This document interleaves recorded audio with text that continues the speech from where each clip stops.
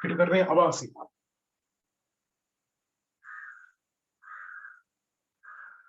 එකක් තමයි අභ්‍යන්තර ඛණ්ඩනීකරණයක් සිදුවේ. අභ්‍යන්තර ඛණ්ඩනීකරණයක් සිදුවේ.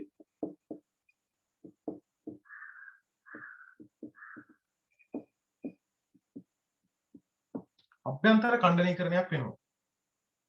ඒ කියන්නේ ඇතුලෙන් කැඩෙනවනේ ප්‍රෝග්‍රෑම් එක වශයෙන් කොටස් කැඩෙනවනේ. ඒකයි. ලින්ක් එක තිබ්බත් ප්‍රෝග්‍රෑම් එක එක දිගටම උපදේශ ටික තියෙන්නේ නැහැනේ. ඒක අභ්‍යන්තර ඛණ්ඩනීකරණයක් වෙනවා කියන්නේ පිටුකරණයේ අවාසියක්.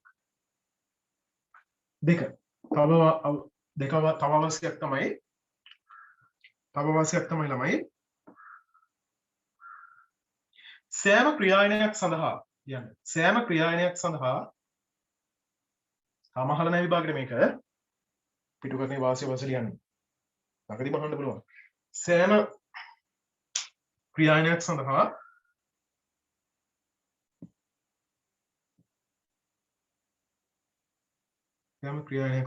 පිටුවගුවක් පවත්වාගෙන යාමට සිදුවීම නිසා සෑම ක්‍රියායනයක් සඳහා පිටුවගුවක් පවත්වාගෙන යාමට සිදුවීම නිසා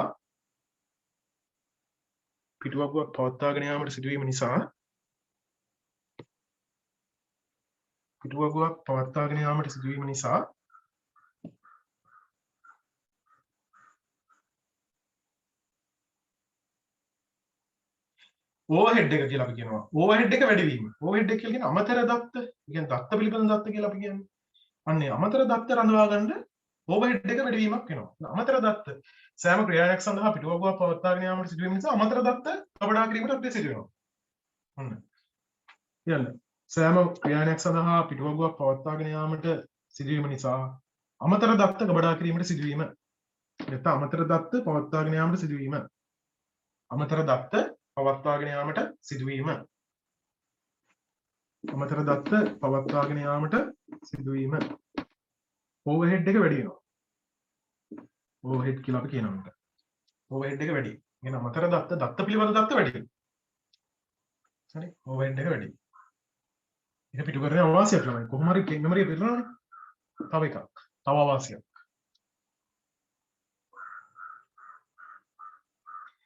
තව අවාසියක් තමයි ලියන්න. මතකයන් දෙකක් ප්‍රවේශ කර ගැනීමට සිදුවීම නිසා මතකයන් දෙකක් ප්‍රවේශ කර ගැනීමට සිදුවීම නිසා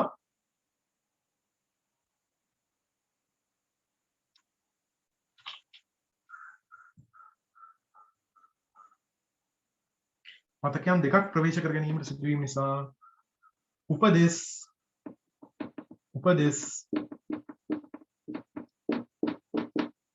ෆෙච් කරන්න ෆෙච් කරනවා කියලා. උපදෙස් ෆෙච් කිරීමට කියලා කියන්නේ උපදෙස් ෆෙච් කිරීම කියන්නේ අර ඉෂ්ටසෙවුම් චක්‍රයේදී මේ ෆෙච් කරනවා කියන ආහරණය කියලා කියන්නේ සිංහලෙන් උපදෙස් ෆෙච් කිරීම. උපදෙස් ෆෙච් කිරීමට කියන්නේ ෆෙච් එකට සිංහල වචන ආහරණය. ඊට වඩා ෆෙච් කියන කම නැහැ. උපදෙස් ෆෙච් කිරීමට නැත්නම් උපදෙස් ආහරණය කිරීමට අර සෙවුම් ඉෂ්ට චක්‍රයේදී අපි කරන්නේ අන්න ඒක ෆෙච් කරනවා. මේන් මෙමරි එකෙන් ගන්න ඕන ප්‍රොසෙසර් එකට.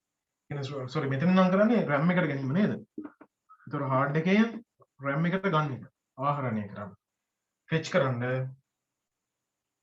අමතර කාලයක් ගත වෙනවා නේද? ෆෙච් කිරීමට වැඩි කාලයක් ගත වීම. උපදෙස් ෆෙච් ආහරණය කිරීම සඳහා වැඩි කාලයක් ගත වීම.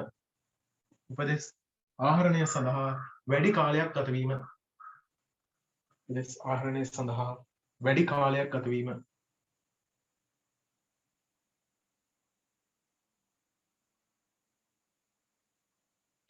වැඩි කාලයක් ගත වීම. right. ඔන්න පිටුකරණයේ අවාසි. පිටුකරණයේ වාසි තියෙනවා. ඒ වගේම පිටුකරණයේ අවාසිත් තියෙනවා. හරි. පිටුකරණයේ වාසි වගේම අවාසි තියෙනවා.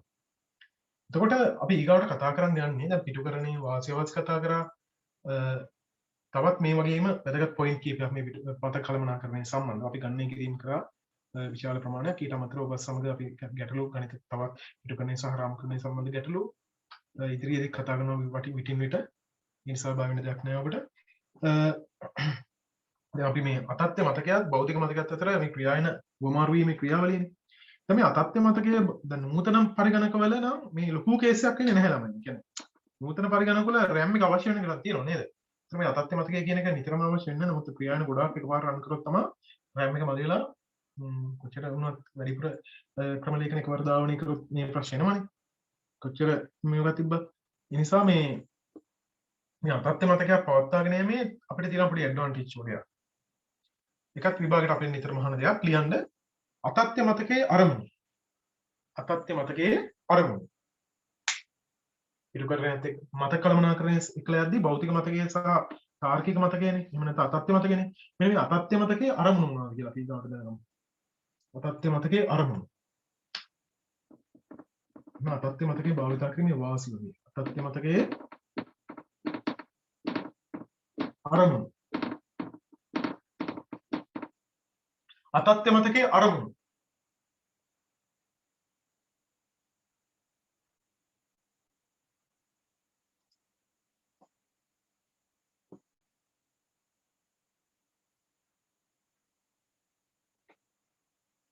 අතත්්‍ය මතකයේ අරමුණු.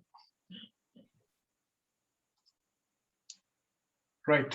අතත්්‍ය මතකයේ අරමුණ ගැන කතා කරද්දී එක අරමුණක් තමයි අර අපිට දැන් භෞතික මතකයේ යම් ආකාරයකින් RAM එක මදි වෙනවා කියන ආකල්පය අපිට අමතක කරලා දාන්න පුළුවන් මෙතනදී. හරිද? භෞතික මතකයේ කැපැසිටි එක මදි වෙනවා කියන සංකල්පය අපිට ඉවත් කරන්න පුළුවන්. එහෙනම් එකක් අරමුණක් තමයි මෙහෙම කියන්නේ. භෞතික මතකයේ ධාරිතාවයට වඩා භෞතික මතකයේ මේ ගුරුවත් පොතේ තියෙනවා. භෞතික මතකයේ ධාරිතාවයට වඩා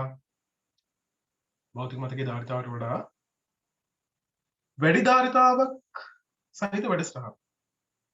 භෞතික මතකයේ ධාරිතාවයට වඩා වැඩි ධාරිතාවක් සහිත වැඩසටහන්. වැඩි ධාරිතාවක් සහිත වැඩසටහන් විවෘතව තබා ගැනීමට හැකියවීම. ඒ කියන්නේ මේ වගේ වැඩසටහන් ධාවනය කරන්න පුළුවන්. විවෘතව තබා ගැනීමට හැකියවීම.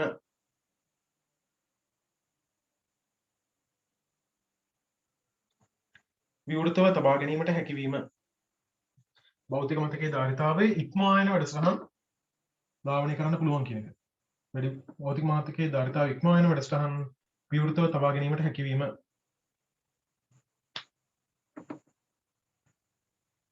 අවවාසයක් තමයි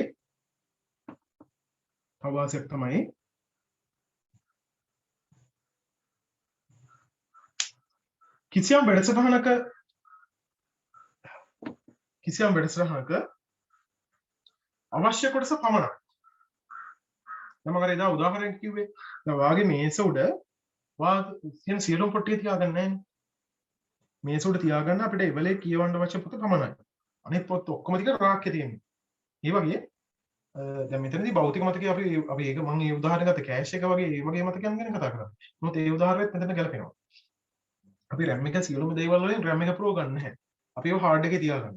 අපිට ධාවනය කරන්න අවශ්‍යව හાર્ඩ් එකෙන් RAM එකට ගෙන්න ගන්න. ඒ කියන්නේ අතත්්‍ය මතකයෙන් භෞතික මතකයට ගෙන්න ගන්න. හරි. එහෙනම් මෙහෙම ලියමු. කිසියම් වැඩසටහනක අවශ්‍ය කොටස පමණක්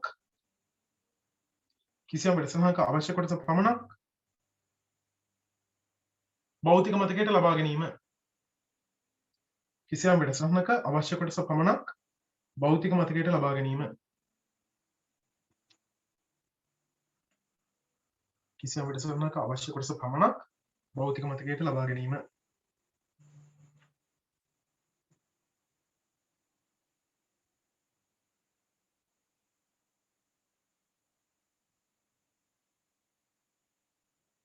අවවාසයක් තමයි මේක ලියාගන්න ඕන එක.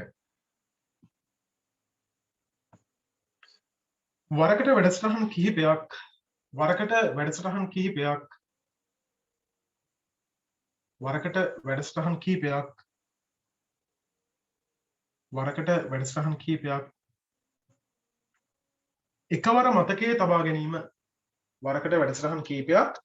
එකවර මතකයේ තබා ගැනීම. ඒ කියන්නේ අර මල්ටි ප්‍රෝග්‍රෑම්ස් කරන්න පුළුවන් කියන එකවර ප්‍රෝග්‍රෑම් කීපයක් සමාන්තරව ධාවනය කරගැනීමේ හැකියාව තියෙනවා. එකවර වැඩසටහන් කීපයක් මතකයට රඳවා ගැනීම හැකියවීම. ඔන්න අතත්්‍ය මතකයේ භාවිතා කිරීමේ වාසිය. එහෙම නැත්නම් අරමුණු. අතත්්‍ය මතකයේ අරමුණු. ඔන්න ඔතනින් අපේ මතක කළමනාකරණය කියන කොටස ඉවර වෙනවා. මේකෙන් අනිවාර්යයෙන්ම ගණනක් විභාගයට එනවා. මත කියන්නේ මෙහෙයුම් පද්ධති ප්‍රශ්න අනිවාර්යයි. ඒකේ අවසාන 3 හෝ 4 කොටස් වල දාන පොත් අනිවාර්යයි. ඒ නිසා ඔබ අනිවාර්යෙන්ම ඒකවක් ගැන වැඩි අවධානයක් යොමු කරන්න ඕනේ. හරි කාටවත් අතාරින්න බෑ. මොකද මේ ප්‍රශ්නේ අනිවාර්ය ප්‍රශ්නයක් විදිහට ලැබෙන්නේ. right ඊගාවට. මෙහෙයුම් පද්ධති තවත් වැදගත් කාර්යයක් තමයි උපාංග කළමනාකරණය. උපාංග කළමනාකරණය.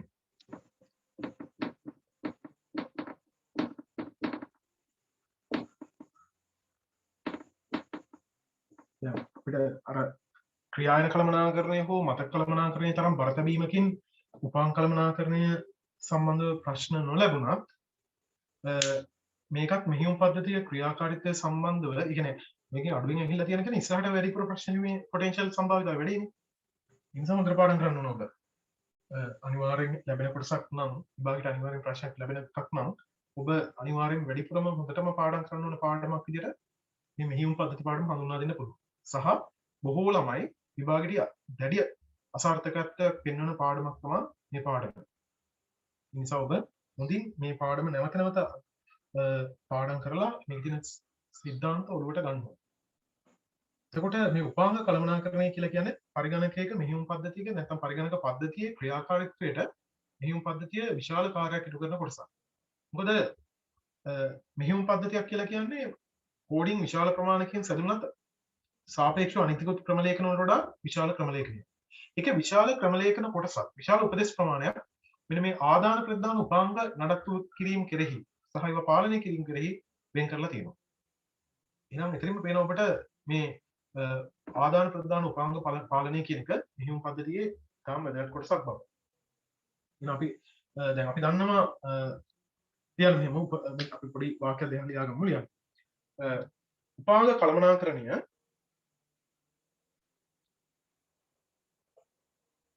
උපාංග කළමනාකරණය මෙහෙයුම් පද්ධතියේ වැදගත් කාර්යභාරයක් වන අතර මෙහෙයුම් පද්ධතියේ වැදගත් කාර්යභාරයක් වන අතර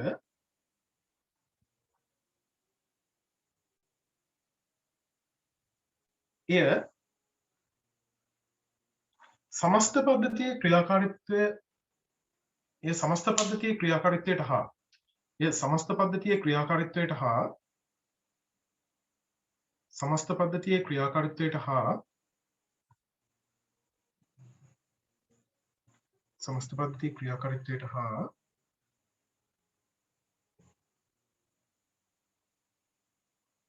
පරිශීලකයා සමග අන්තර් සම්බන්ධතා පැවැත්වීමට පරිශීලකයා සමග අන්තර් සම්බන්ධතා පැවැත්වීමට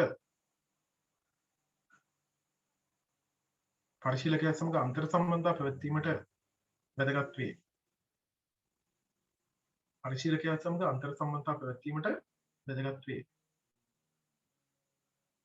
පරිශීලකයා සමග අන්තර් සම්බන්ධතා පවත්වන්න වැදගත් වෙනවා.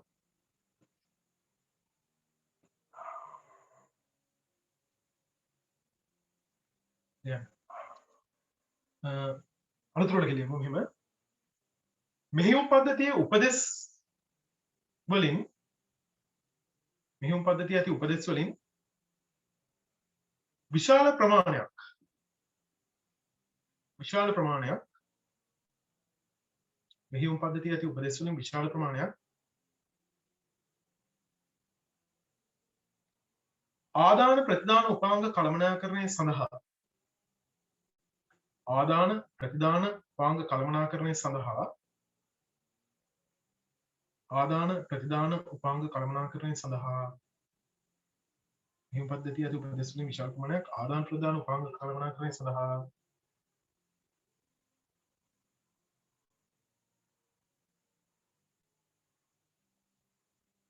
වෙන් වී ඇත්තේ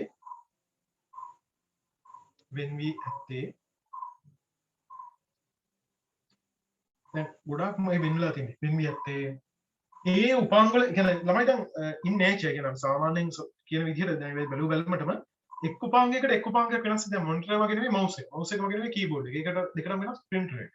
ඒතර මේ උපාංග වල තියෙන විවිධත්වය සංකීර්ණත්වයක් නිසා තමයි එක හේතුව. يعني වෙන්නේ ඇත්තේ උපාංග වල පවතින විවිධත්වය හා උපාංග වල පවතින විවිධත්වය හා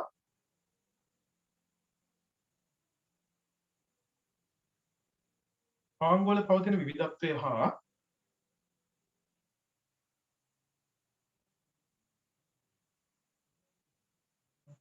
උපාංග වල පවතින විවිධත්වය හා උපාංග වල පවතින විවිධත්වය හා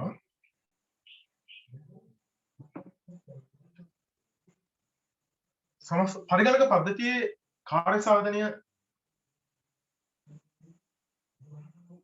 පරිගණක පද්ධතියේ කාර්ය සාධනය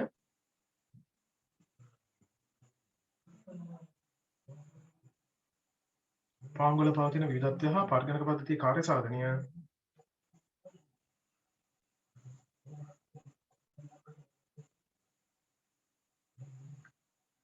ස්ථාවරව පවත්වා ගැනීමට සිදුවන නිසාය.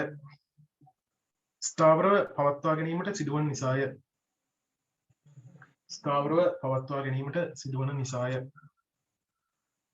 ස්ථාවරව පවත්වා ගැනීමට සිදුවන නිසාය.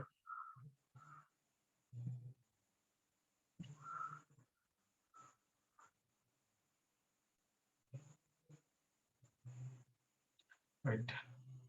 දැන් අපි එකම මොහොතක පොඩ්ඩක් ජලුවොත් දැන් පරිගණක පද්ධතියක් ගත්තොත් දැන් කම්පියුටර් එකක් වල ගත්තාම දැන් කම්පියුටර් අපි එකවර උපාංග කොච්චර සම්බන්ධ කරනවද එක වෙලාවෙ කීබෝඩ් එක මවුස් එක printer එක ස්පීකර් එක ඒ වගේ මල්ටිමීඩියා ප්‍රොජෙක්ටර්ස් තව එක උපාංග නේද ඒ කියන්නේ ස්ටෝරේජ් ඩිවයිසස් CD DVD ඊට පස්සේ වගේ හැම උපාංගයක්ම සම්බන්ධ වෙනවනේ ඒත් මේ හැම එකක්ම පිළිබඳව දත්ත තියාගන්න ඒවා දැන් CD ROM එක නම් කරකවන වේගය පවා මේ කන්ට්‍රෝල් කරන හැමදේම මේ මෙහෙයුම් පද්ධතියේ කෝඩින් දීලා තියෙනවා හැම කොටසකටම අදාළව. එතකොට කොහොමද මේ ක්‍රියාවලිය සිදු වෙන්නේ කියලා පොඩ්ඩක් අපි සැකෙමින් ඒකට සාකච්ඡා කරලා බලමු. හරිද මේ ක්‍රියාවලිය වෙන්නේ කොහොමද කියලා. එතකොට අපි දන්නවා මුලදීම පාඩම මුලදීම අපි සමස්ත පරිගණකයේ ස්ට්‍රක්චර් ගැන කතා කරද්දී අපි කතා කරා ඒ වගේම දෙවෙනි එකකේ අර්ථයත් ඔයාලගේ IT වල අපි කතා කරලා තියෙනවා.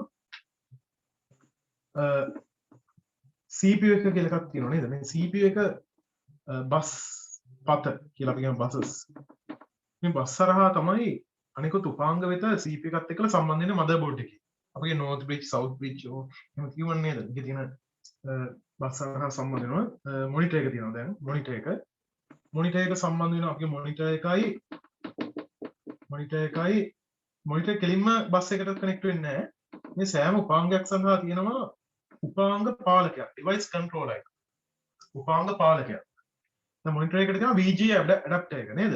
VGA ඇඩැප්ටර් එක හරහා සම්බන්ධ වෙන ඔන්බෝඩ් හෝ ඒවා සෙපරේට් හෝ ඒවා මේක හරහා තමයි සම්බන්ධ වෙන්නේ. ඒක බස් වලට සම්බන්ධ වෙනවා. අපි කිව්වා බස් වර්ග තුනක් තියෙනවා කියලා. data bus, control bus, සහ address bus කියලා බස් ආකාර තුනක් තියෙනවා කියලා අපි කතා කරා.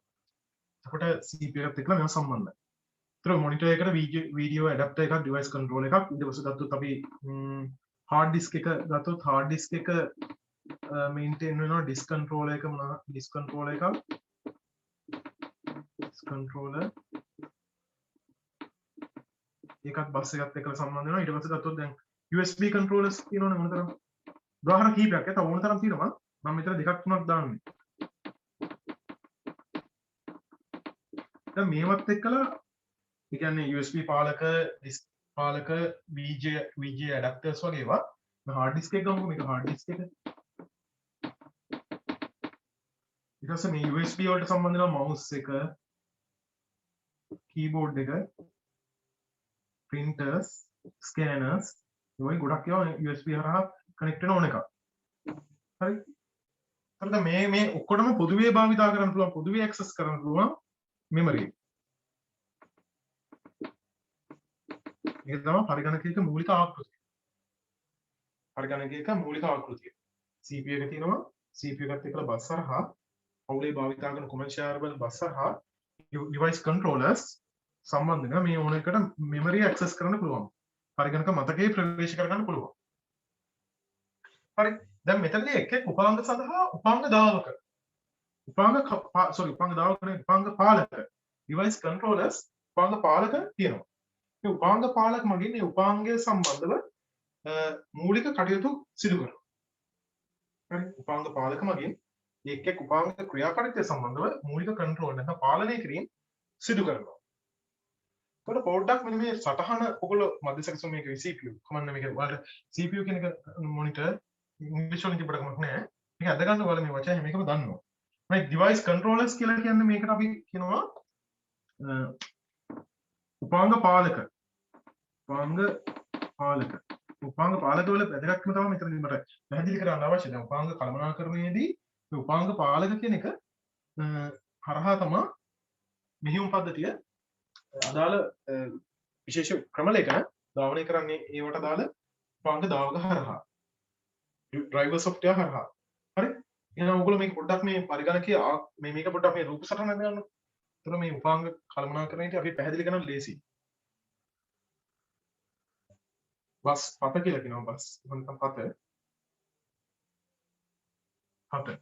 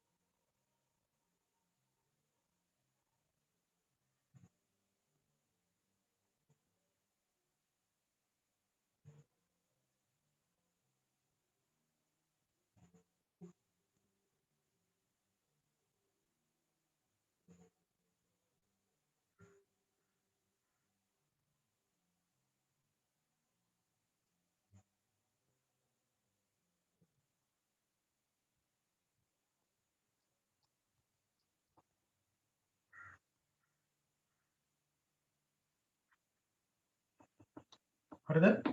CPU මේ කොටස් ටික සමන්විත වෙනවා.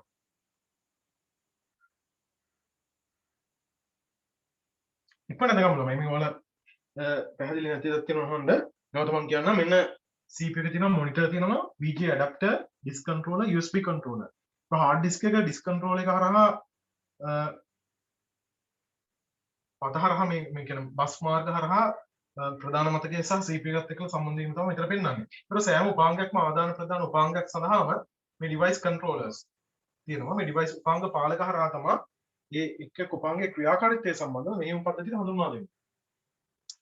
ඒතර ඒ පිළිබඳ අවශ්‍ය ක්‍රමලේඛනය මේවා ධාවනය කරන්න අවශ්‍ය ක්‍රමලේඛනය උපාංග දාවක හරහා. මෙතන තියෙන වචන දෙකක් තියෙනවා පටලවා ගන්න එපා. උපාංග පාලක device controllers, උපාංග දාවක device drivers. drivers ගැන උපාංග දාවක ගැන අපි වෙනම කතා කරනවා. හරිද? උපාංග පාලකත් එක්කලා මේ යන කතාව, දාවක සහ පාලක සම්බන්ධ වෙන කතාව අපි ඊකට කතා කරනවා.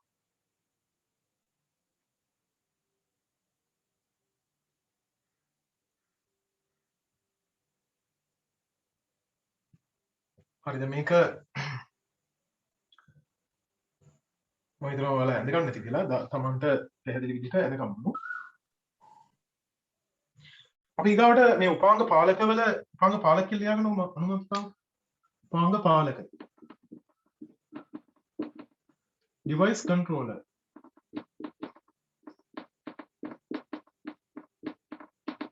මේ ක්‍රියාකාරීත්වය ගැන තුන් කතා කර හැකි. ඔයාලගේ සිලබස් එකේ ඉච්ච ලොකුට කතා කරන්නේ නැහැ. නැත්නම් මේ ගොඩක් දැන් මේ රෙජිස්ටර් වලින් ගත්ත ගන්න හැටි මෙහෙම පද්ධතිය යන හැටි කතාව ගොඩක් කතාවක් දිග කතාවක් තියෙනවා. ඉච්චර ඕනේ වලට device controller උපාංග පාලක උපාංග පාලක device controller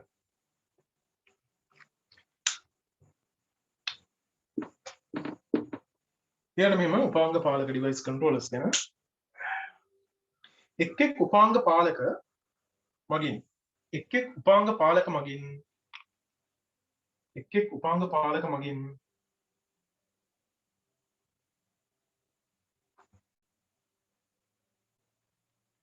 ඒ උපාංගය පාලනය කරනු ලබයි. ඒ උපාංගය පාලනය කරනු ලබයි.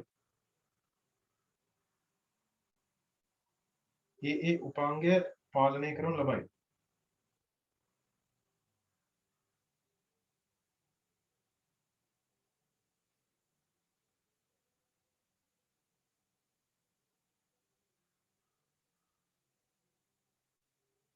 ඒ උපාංගය පාලනය කරයි.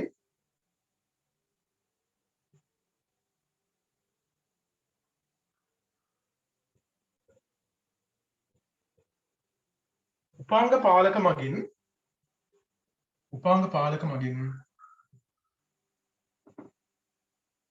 ප්‍රධාන කොටස් ගැන ප්‍රධාන කොටස් දෙකක් පවත්වාගෙන යයි. කියන්නේ ප්‍රධාන මේ දත්ත සම්බන්ධව ප්‍රධාන කොටස් දෙකක් පවත්වාගෙන යනවා. උපාංග පාලක මගින් උපාංග පිළිබඳ ප්‍රධාන කොටස් දෙකක් පවත්වාගෙන යයි. ඉගෙන එකක් තමයි රෙජිස්ටර්ස්. හරිද? ප්‍රධාන කොටස් දෙකක් පවත්වාගෙන යයි. උපාංග පාලක මගින් ප්‍රධාන කොටස් දෙකක් පවත්වාගෙන යයි. එයා ප්‍රධාන කොටස් දෙකක් පවත්වාගෙන යනවා. එකක් තමයි බෆර් මෙමරි එක. බෆර් මෙමරි එක පවත්වාගෙන ඩිවයිස් කන්ට්‍රෝලර් මගින් අනික තමයි රෙජිස්ටර්ස්. උපාංගයට අදාළ රෙජිස්ටර්ස්. බෆර් මෙමරි එකයි අදාළ උපාංගයට අදාළ රෙජිස්ටර්ස්. බෆර් මෙමරි එකකුයි සිංහල වචන නම් බෆර් මෙමරි එකක් සහ රෙජිස්ටර්ස්. රෙජිස්ටර් කියන එක දන්නවද? රෙජිස්ටර් වල සිංහලෙන් කියන්නේ රෙජිස්ටර්ම තමයි. බෆර් මෙමරි එකකුයි උපාංග පාලක ඩිවයිස් කන්ට්‍රෝලර් වලින් බෆර් මෙමරි එකක්. සහ දැන් හිතන්න දැන් print rate අපි print out දෙන්න ගියපුවම දැන් ඒකේ print දුන්නාම තමයි බෆර් වෙලා යා print rate තුලත් යම් කිසි පොඩි මෙමරි එකක් තියාගෙන ඉඳලා එනවන්නේ. ඩිවයිස් කන්ට්‍රෝලර් එක තුල තමයි තියාගන්න යා රෙජිස්ටර් එක.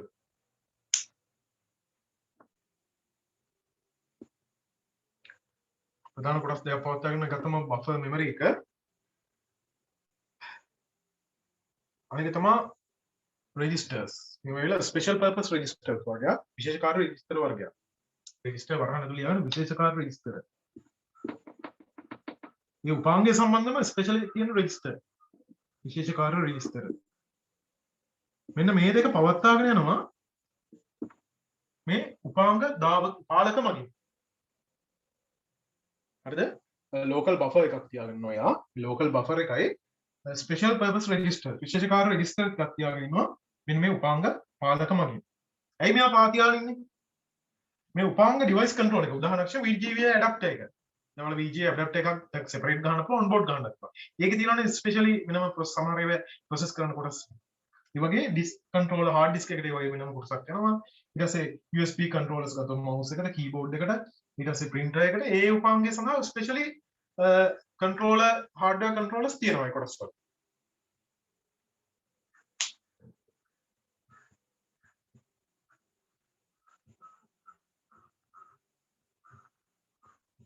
යන්නේ ගාවට යටින් දැන් උපාංග දාවක ගැන කතා කරන්න යන්නේ ඊට කලින් සාමාන්‍යයෙන් මෙහෙයුම්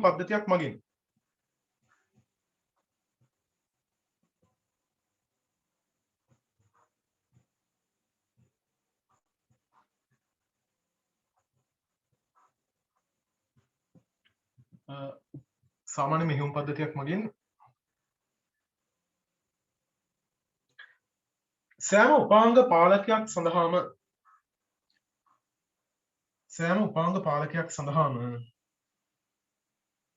සෑම උපාංග පාලකයක් සඳහාම උපාංග දාවක මෘදුකාංග device drivers උපාංග දාවක මෘදුකාංග device drivers අහලාදී device drivers උපාංග දාවක මෘදුකාංග භාවිතා කරයි.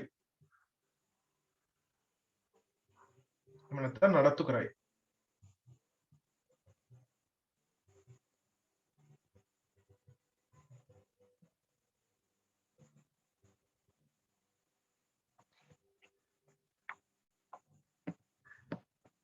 මේක ඇවිල්ලා ස්පෙෂල් software එකක්. මම ඒක ගැන කවුරුරටත් ඉස්සර කතා කරනවා කියන්නේ. මෙහෙම ලියමු. උපාංග දාවක මගින් උපාංග දාවක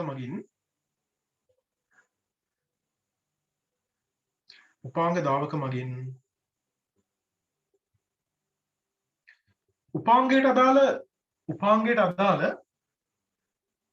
දාවක මගින් නැත්නම් උපාංග දාවක මෘදුකාංග කිව්වත් කමක් නැහැ. මේවා software වර්ගයක් ඈ. දාවක මෘදුකාංග මගින් නැත්නම් උපාංග දාවක මගින් උපාංග පාලක device controllers උපාංග පාලක තේරුම්ගෙන device control උපාංග දාවක මගින් උපාංග පාලක තේරුම්ගෙන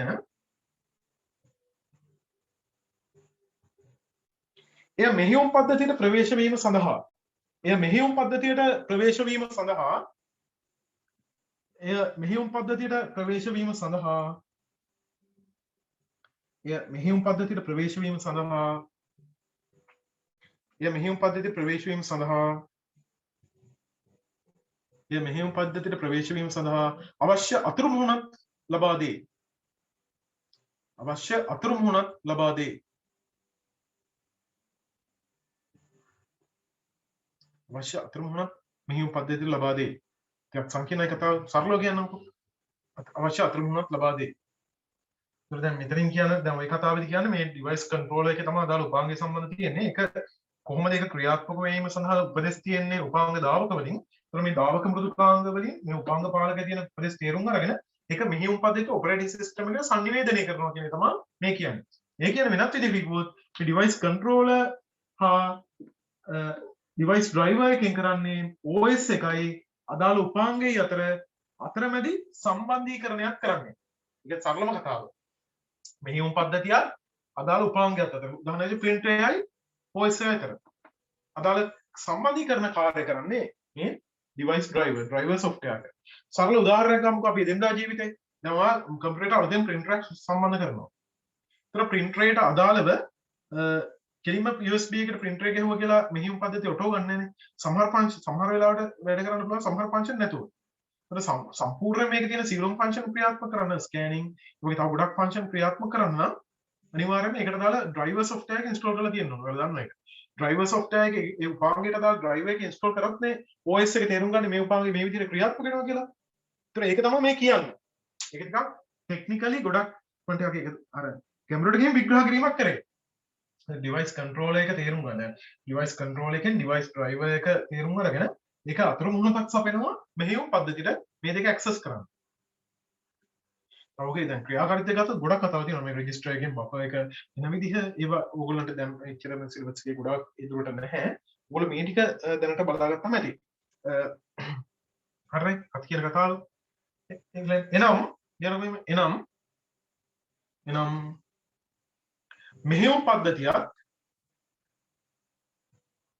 එනම් මෙහෙයුම් පද්ධතියක් ආදාන ප්‍රදාන උපාංගත් අතර මෙහෙයුම් පද්ධතියත් ආදාන ප්‍රදාන උපාංගත් අතර මෙහෙයුම් පද්ධතියත් ආදාන ප්‍රදාන උපාංගත් අතර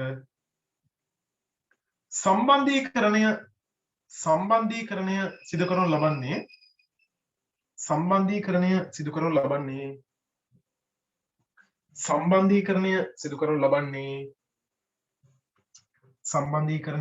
ලබන්නේ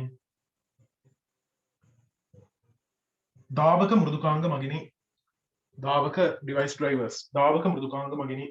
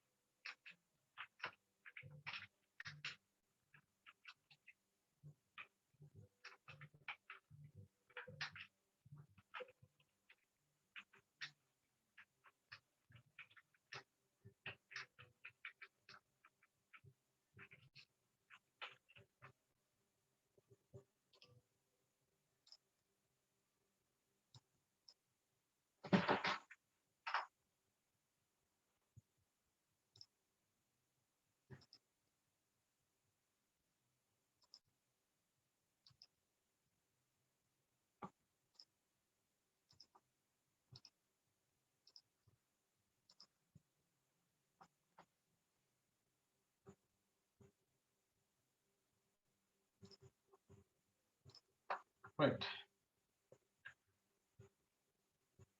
එතකොට ඒ සම්බන්ධව ඔබට තියෙනවා අපි උදාහරණයක් ලියමුකෝ. කියන්න උදාහරණ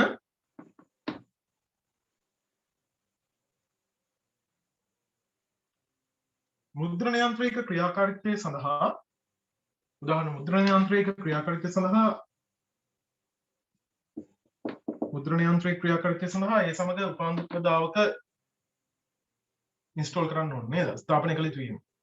මුද්‍රණ යන්ත්‍රයේ ක්‍රියාකාරීත්වය සඳහා ඊට අදාළ උපාංග දාවක මුද්‍රණ යන්ත්‍රයක ක්‍රියාකාරීත්වය සඳහා ඊට අදාළ උපාංග දාවක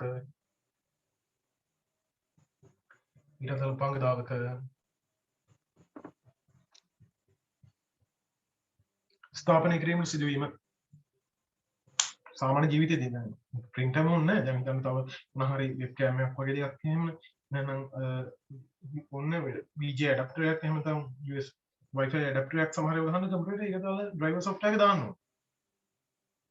මොනතරම් වල ඒ අත්දැකීම් බිඳලා ඇති. කිසියම් උපකරණයක් ඒ වගේ කම්පියුටර් පිටින් සම්බන්ධ කරනවා නම් ඒකට දාලා එනවා driver software එක.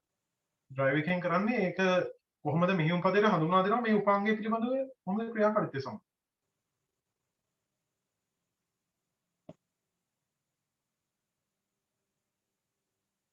තව වචනයක් තියෙනවා මේ පාඩමේ අන්තිමටම මේ එතීම කියලා ස්පූලින්. ඒක ලියාගමු මේ ස්පූලින් එතීම. අවරෝධකය. එතීම අවරෝධකය කියලා කියනවා ස්පූලින් බෆර්. එතීම ස්පූලින්. එතීම අවරෝධකය. නැත්නම් එතීම ස්පූලින්.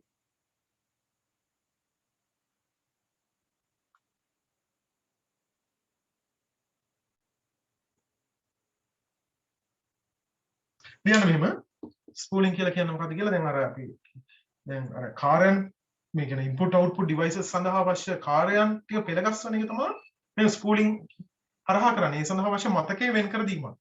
දැන් printer එකක් එහෙම නැත්නම් scanner එකක් එහෙම නැත්නම් වෙනත් speaker එකක් මේ වගේ උපාංග සඳහා අවශ්‍ය මතකයේ වෙන් කර ගැනීම බෆර් කරන එක තමයි මේ ස්පූලින් හරහා සිදු කරන්නේ. මෙම ලියමු මෙමගින් ආදාන ප්‍රදාන කාර්යයන් පෙළගස්වයි. මගෙන් ආදාන ප්‍රදාන කාර්යයන් පෙළගස්වයි. මෙමගින් ආදාන ප්‍රදාන කාර්යයන් පෙළගස්වයි. මේ පාඩමේ අතාරින්න කියලා කිසිම කොටසක් නැහැ මේ මෙහෙයුම් පද්ධති පාඩමේ. හැම කොටසම වැදගත්. මෙමගින් ආදාන ප්‍රදාන කාර්යයන් පෙළගස්වයි.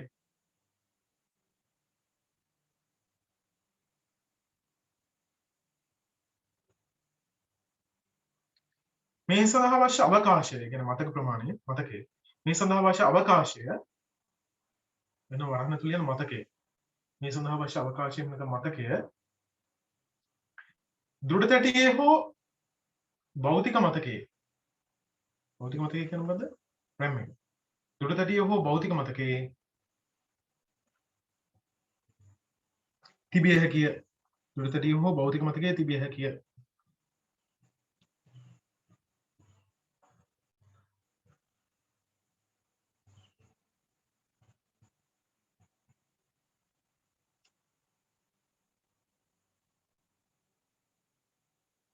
එම අවකාශයට ආදාන ප්‍රදාන උපාංග වලට ප්‍රවේශ විය හැකිය.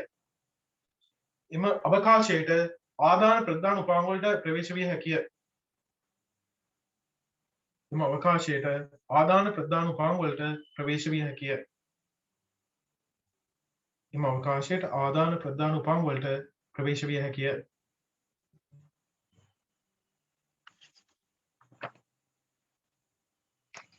right. ඔන්න ඔච්චරයි ඔබ ඔපරේටින් සිස්ටම් පාඩම සම්බන්ධව අපි ඔබත් සමග කතා කරන්නේ. ඉතින් ළමයි මෙන්න මේ ටික ඔබ හොඳට මේ පාඩම තුල කතා කරගත්තොත් අපි පොඩ්ඩක් සාරාංශයක් ගත්තොත් මේ පාඩම තුල අපි මුලින්ම මෙහෙයුම් පද්ධතියක් කියන්නේ මොකක්ද කියලා කතා කරා. ඊට පස්සේ මෙහෙයුම් පද්ධතියක පොදුවේ සමස්ත වැදගත්කම අපි කතා කරා. අද දක්වා මෙහෙයුම් පද්ධතියේ පරිණාමය ගැන කතා කරා. අර සරල කාණ්ඩ පද්ධතිය වල ඉඳන් ඊට පස්සේ batch system වලින් ඉඳන් ඊට පස්සේ කාර්ය විභජන පද්ධතිය, time sharing systems, බහුකාර්ය පද්ධති ආදී වශයෙන් අපි නූතන මෙහෙයුම් පද්ධතිය දක්වා මේ ගමන් මගේ වෙනස් වීම කොහොමද වුනේ කියන එක විස්තර කරගෙන පරිණාමය කතා කරා. ඊට පස්සේ ඔයගොල්ලන්ට මතකයි අපි මෙහෙයුම් පද්ධතියක් පරිගණක පද්ධතියක ඉටු කරන ප්‍රධාන කාර්යයන් ගැන විග්‍රහ කරද්දී ප්‍රධාන කොටස් 4ක් යටතේ එක් එක් කාර්ය වෙන වෙනම විග්‍රහ කරන්න ගත්තා. ඒකේ ඉස්සෙල්ලාම අපි කතා කරේ ගොනු කළමනාකරණය. ගොනු කළමනාකරණය යටතේදී අපි කිව්වා ප්‍රධාන වශයෙන්ම පරිගණකයක ද්විතික ආචායනය නැත්නම් ද්විතික මතකය. එතනදී අපි විශේෂයෙන්ම අවධානය යොමු කරේ hard disk එක. මේ hard disk එකේ ගොනුව අපි ඊට කලින් කිව්වා ගොනුවක් කියන්නේ මොකද්ද? ගොනුවක ලක්ෂණ මොනවාද? ආදි වශයෙන් එක් එක් මෙහෙයුම් පද්ධති වල පවතින ගොනු පද්ධති වර්ග නේද? file structures, file systems ඒව ගැන කතා කරා. දැන් Windows වල NTFS, FAT32 විශේෂයෙන්ම එහෙම කතා කරා. ඒ වගේ ඒ ලක්ෂණක් කතා කරා. ඊට පස්සේ මේ hard disk එකේ ගොනු විභජනය කියන්නේ ගොනු වෙන් කිරීම සඳහා කොහොමද මේ hard ගොනු තැන්පත් කිරීම සඳහා දුඩ තැටියේ මතකය වෙන් කර දෙන්නේ කොහොමද කියලා අපි කතා කරා. මේ සඳහා ප්‍රධාන ප්‍රවේශ තුනක් යටතේ අපි කතා කරා මතක ඇති ගොනු වෙන් කර දෙන්නේ ආකාර තුනක්. එකක් තමයි යාබද විභජනය නේද? අනික සබද විභජනය නැත්නම් link allocation, අනික තමයි index allocation. නැත්නම් සූචක විභජනය. අනුක්‍රමික විභජනය නැත්නම් සූචක විභජනය කියපු අපි. අන්න මේ විදිහට බාහිර ඛණ්ඩනීකරණය වෙනවා සමහර ඒවා එහෙම නේද? අන්න ඒ වගේ අපි කතා කරා මේ එක් ගොනු විභජන ක්‍රමවේදයන් පිළිබඳව. ඊට පස්සේ තමයි අපි කතා කරේ ක්‍රියායන කළමනාකරණය සම්බන්ධව. මෙහිම පද්ධතික වැදගත්ම කාර්යය. එතකොට ක්‍රියායනයක් කියන්නේ මොකද්ද? වැඩසටහනක දාවන පත්තේ පවතින. නැත්නම් CPU එකේ මේ මොහොතේ ඔපරේට් ප්‍රොසෙස් කරන. උපදේශයට අපි කියනවා ක්‍රියායනයක් කියලා. එතකොට ක්‍රියායනයක් කියද්දී ක්‍රියායනයක් තුල තියෙන උපක්‍රියායන අපි threads කියලා කතා කරා. process versus thread. ඊට පස්සේ ක්‍රියායනයක් ධාවනය වීම සඳහා අවශ්‍ය සාධක, ක්‍රියායනයක් ධාවනය වීමෙන් අවසන් වීම සඳහා අවශ්‍ය සාධක, ක්‍රියායනයක් ආරම්භ වීම සඳහා බලපාන සාධක වගේ දේවල් ක්‍රියායනයක් සම්බන්ධ මූලික සිද්ධාන්ත අපි කතා කරා. ක්‍රියායන කළමනාකරණය කරද්දී මෙහෙයුම් පද්ධතියක් විශේෂයෙන්ම අර ක්‍රියායන 7 ක්‍රියායන සංක්‍රාන්ති රූල් සටහන ආශ්‍රයෙන් අපි විග්‍රහ කරා. කොහොමද නම් අවස්ථාවේ ඉඳන් සූදානම් අවස්ථාවට එන්නේ, සූදානම් අවස්ථාවේ ඉඳන් කොහොමද ධාවන තත්ත්වය, අවසන් කළ මුදා හැරීම, ඊටසේ අවහිර කළ අවස්ථාව, ප්‍රතිහරණය කළ සහ අවහිර කළ අවස්ථාව, රැඳී ප්‍රතිහරණය කළ රැඳී සිටින අවස්ථාව, මේ අතර මේ සංක්‍රාන්තිය සිදුවන ආකාරය නේද? ටයිම් අවුට් එකක් වෙන්නේ මොන අවස්ථාවේද? ආදාන ප්‍රදාන බලාපොරොත්තු ඊට වෙන්නේ මොන අවස්ථාවේද? අන්න ඒ වගේ අපි කතා කරා ප්‍රධාන මතකයේ තියෙන මොන ක්‍රියායනද? අපත්‍ය මතකයට යන්නේ මොන අවස්ථාවේද?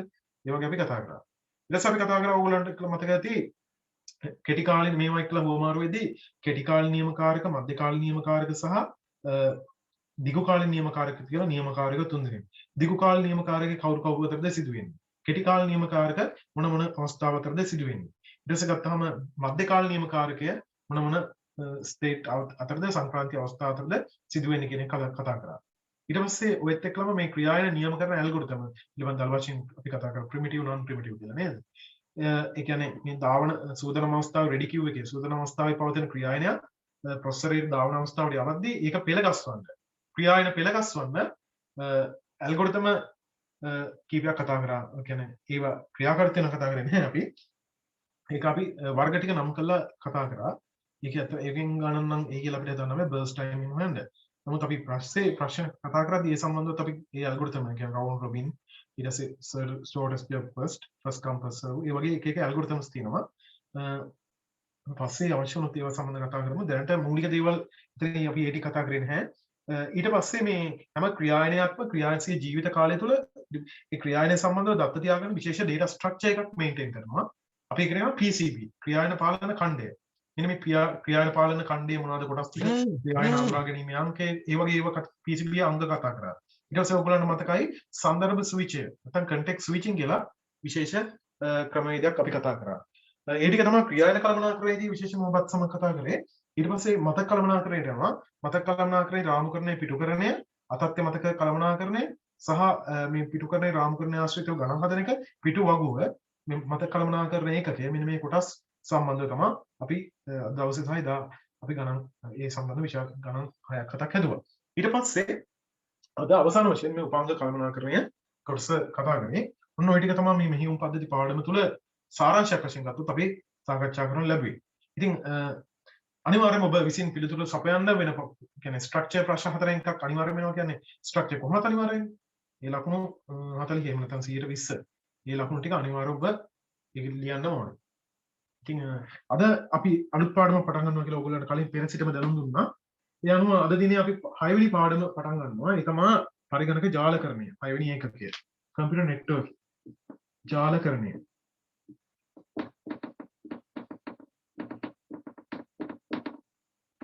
ජාලකරණය 6 වෙනි ඒකකය ජාලකරණය. ජාලකරණය නෙට්වර්කින්.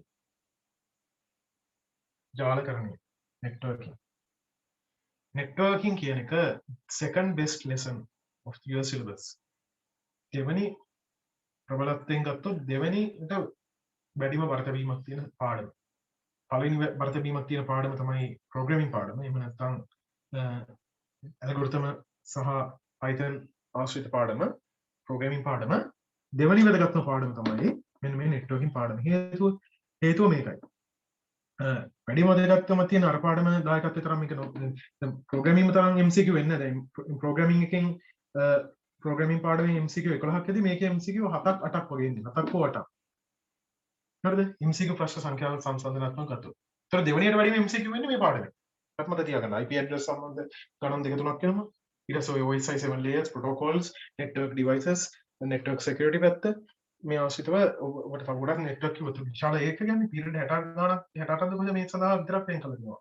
මේ එකකේ සඳහා. ඒ විශාල period සංඛ්‍යාවක් නේද? මේ වර්ධ වීමෙන් ප්‍රශ්න දෙනවා කියන්නේ. හරි. එතකොට මේකෙන් රචනා ලකුණු 15 රචනා ප්‍රශ්නයක් වෙනවා මේ ප්‍රෝග්‍රෑමින් එක වගේම. ඒතර ප්‍රෝග්‍රෑමින් එකේ ලකුණු 15ක රචනා ප්‍රශ්නයක් වෙනවා. මේකෙත් ලකුණු 15ක රචනා ප්‍රශ්නයක් වෙනවා. ඊට පස්සේ ලකුණු 3ක විතර ස්ට්‍රක්චර් ප්‍රශ්නයක් මේකෙත් වෙනවා. මේකෙත් පහුගිය අවුරුදු දෙකක වගේම ඇවිල්ලා තිබ්බා. අනිවාර්යයෙන්ම කියන්න බෑ අපිට කලින් මේ කියලා.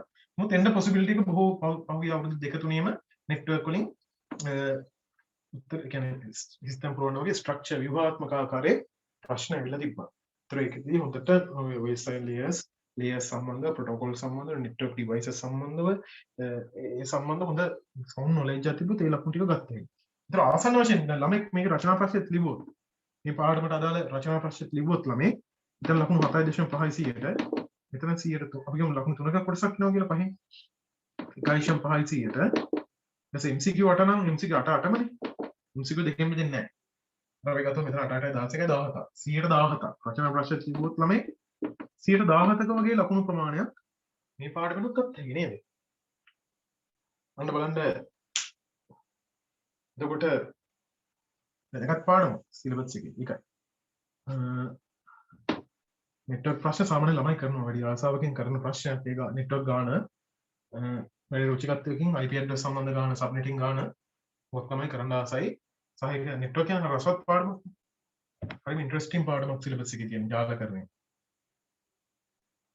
හරි පරිගණක ජාලකරණය දත්ත සංනිවේදනය හා ජාලකරණය තමයි සමස්ත පාඩමේ නම ජාලකරණ නෙට්වර්කින් කියලා ලියලා තමයි ඇති. නෙට්වර්කින් ජාලකරණය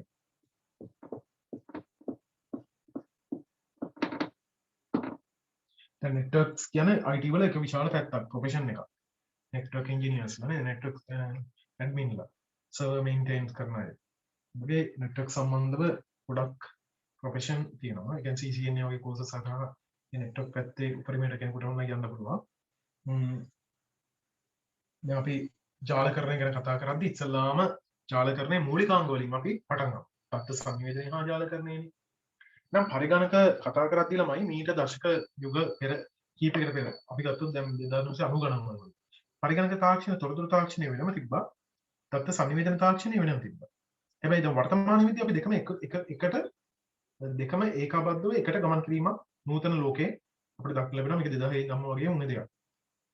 තත්ත්ව සංනිවේදනය හා කියන්නේ තොරතුරු හා සංනිවේදන තාක්ෂණය එකට යනවා. මුල්ම යුගයේ සංනිවේදන තාක්ෂණය වෙනම ගියා.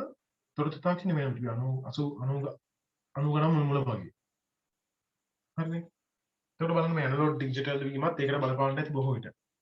ඇනලොග් තාක්ෂණය විතරක් ගිය වෙනවා ඩිජිටල් තාක්ෂණය එහෙම. හරි. දත්ත සංනිවේදනය දැන් තොරතුරු හා සංනිවේදන තාක්ෂණයනේ. දැන් දත්ත සංනිවේදනය කියන එක ඉස්සෙල්ලාම අපි කතා කරමු. දත්ත සංනිවේදනය. දැන් මේ අපි කරන්නේ දත්ත සංනිවේදනය. දත්ත සංනිවේදනය. data transmissions. නැත්නම් දත්ත සංනිවේදනය. දත්ත සංනිවේදනයේ මූලිකාංග ගැන කතා කරද්දී දත්ත සංනිවේදනයේ මූලික පාර්ශව අපිට හඳුනා ගන්න පුළුවන් මෙන්න මේ විදිහට. දත්ත සංනිවේදනයේ මූලික පාර්ශව දෙකයි. එකක් තමයි අපි ගත්තාම මොබයිල් ෆෝන් දෙකක් අතර දැන් ඔයාලා තව ළමයෙකුට SMS එකක් කරනවා එකකින් උපාංග දෙකක් අතර සංනිවේදනයක්. ඊට පස්සේ ගත්තොත් දැන් ඔබ කවදා හරි දේශන රැස්වීමෙන් කතා කරලා තියෙනවා කියලා මොර්නින් ඇසෙම්බලි එකේ. ඒතර ඔයා දත්ත ප්‍රභව වෙනවා. ඔයාගේ කහලා ඉන්න ඔඩියන්ස් එක ග්‍රාහකයෝ වෙනවා. ඔයා ටීවී බලනවා නම් ඔයා ග්‍රාහකයා ඒ පැත්තෙන් බ්‍රෝඩ්කාස්ට් කරන එක ඔයාලට විකාශනය කරන්න ඔයාලට ලැබෙනවා. ඒ වගේ දැන් මේ අවස්ථාවේ මම ප්‍රභවය කියන්නේ මම කියන මේ උපාංගය මෙතන ඉස්සරහින් මොබයිල් ෆෝන් එක ප්‍රභවය ඔබගේ ඔබ ජංගම දුරකථනයේ හෝ ලැප්ටොප් එක හරි ඩෙස්ක්ටොප් මැෂින් එකක තමයි ග්‍රාහකයා වෙන්නේ මේ වෙලාවේ. එතකොට අන්න ප්‍රභවය source එක. source to destination. ප්‍රභවයේ සිට දත්ත ප්‍රභවයේ සිට ප්‍රභවය අපි කියන මේකට තව නම් ගොඩාක් පාවිච්චි කරන ප්‍රභවය. හරිද? ග්‍රාහකයා destination ග්‍රාහකයා මේක ප්‍රභවයට අපි කියනවා යවන්නා ලබන්නා ප්‍රභවයේ ග්‍රාහකයා කියන එක තමයි හොඳ. යවන්නා ලබන්නා කිව්වත් හරි කමක් වැරද්දක් නැහැ. හරි. එතකොට ප්‍රභවයේ ග්‍රාහකයා සිට සංවේදන මාධ්‍යයක් ඔස්සේ සංනිවේදන මාධ්‍යයක් ඔස්සේ අපි පණිවිඩයක් කියවනවා. මෙන්න මේකට අපි කියනවා දත්ත සංනිවේදනය කියලා. ප්‍රභවයේ සිට ග්‍රාහකයා දක්වා සංනිවේදන මාධ්‍යයක් ඔස්සේ සිදුවන දත්ත සම්ප්‍රේෂණය. තමයි මෙතනදී. දත්ත සම්ප්‍රේෂණයේ මූලිකම කොටස් තුනයි. මොකද්ද? ප්‍රභවයේ ඉන්නවා, ග්‍රාහකයා ඉන්නවා, සංනිවේදන දත්ත සංනිවේදන data communication media එක තියෙනවා. අපි ඔක්කොම හොඳට ගියකින් දැම්ම කතාව කළොත් ඇහෙන්නේ නැහැ නේ. මාධ්‍යයක් නැහැ. වායුගෝලයක් නැහැ. ඒතර කුමනම ආකාරයක මාධ්‍යයක් තියෙනවා දත්ත සංනිවේදනය කරන්නේ. පැහැදිලිද? එහෙනම් දත්ත සංනිවේදනයේ මූලිකාංග. ඉස්සෙල්ලා අපි ලියනවා දත්ත සංනිවේදනය කියන මාතෘකාව ලියාගත්තා. දත්ත සංනිවේදනයේ මූලිකාංග.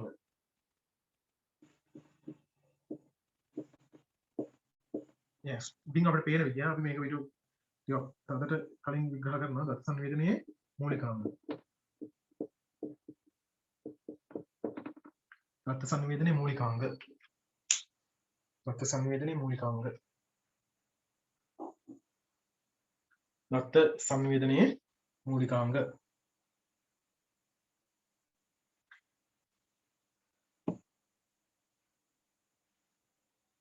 දත්ත සංනිවේදනයේ මූලිකාංග.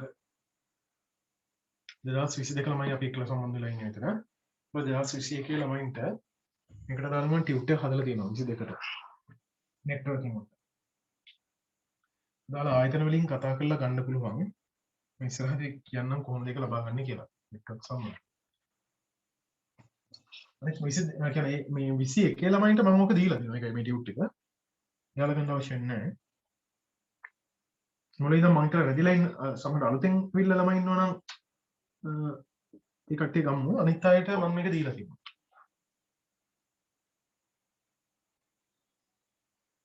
විසිය කිලෝමීටර්. කවල් පේජ් එක විතරක් වුණා වෙනස් වෙයි. හරි මේ බලන්නකෝ. ඒතර දත්ත සංනිවේදනය.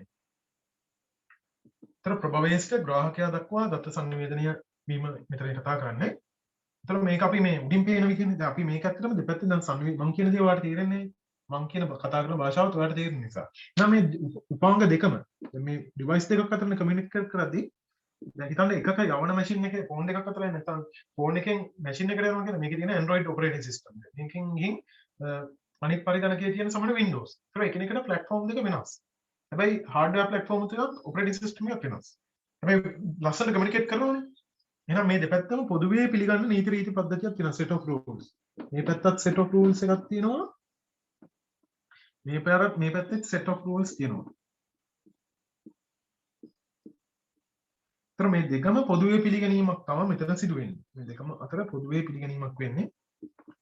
එක බිඳුව මේ තමයි අපි යන data. ඒතර මේ දෙන්න අතර මේ ප්‍රොටෝකෝල් වලින් මම තමයි ප්‍රොටෝකෝල් නියමාවලිය. පස්සේ කතා කරමු ප්‍රොටෝකෝල් කියන්නේ මොනවද කියලා අපි ඉස්සරහට පාඩමේ තියෙනවා ප්‍රොටෝකෝල්. ප්‍රොටෝකෝල් කියන්නේ සාමාන්‍ය අපි නියමාවලිය. දැන් සරල උදාහරණයක් ගමු. දැන් මේවා ගැන කතා කරන්න ඉස්සරහනේ තියෙන්නේ.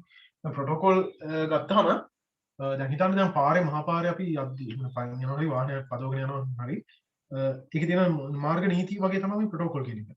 උදාහරණයක් වශයෙන් ගත්තොත් දැන් ඩබල් එක කපන්න බෑ රවුන්ඩ් ද බෝඩ් එකකදී දකුණේ යන වාහනයට තැනක් දෙන්න ඕන නේද පයින් යද්දී මේ පැත්තේ යන්න ඕන දැන් වාහනේ නවත්ති කහයට නවත්තන්න බෑ අන්න නීතිනේ.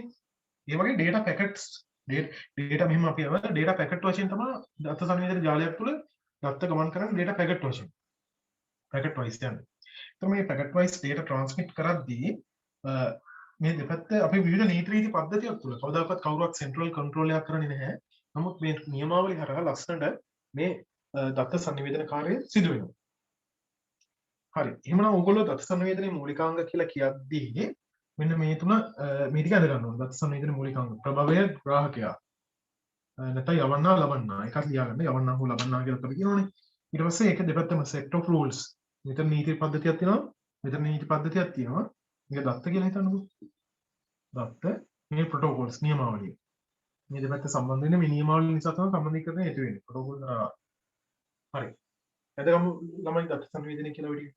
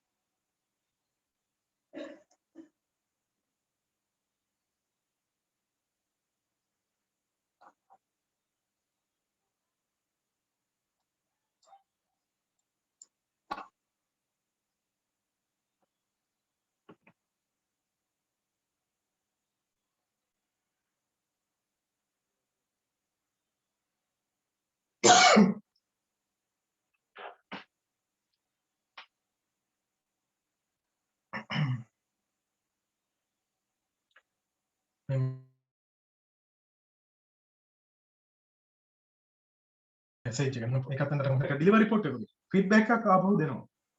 සමහර අවස්ථාවල දත්ත සංවේදනයේදී ෆීඩ්බැක් එකක් වගේ දත්තේ පණිවිඩය යවුණා කියලා ෆීඩ්බැක් එකක් දෙන අවස්ථා තියෙනවනේ.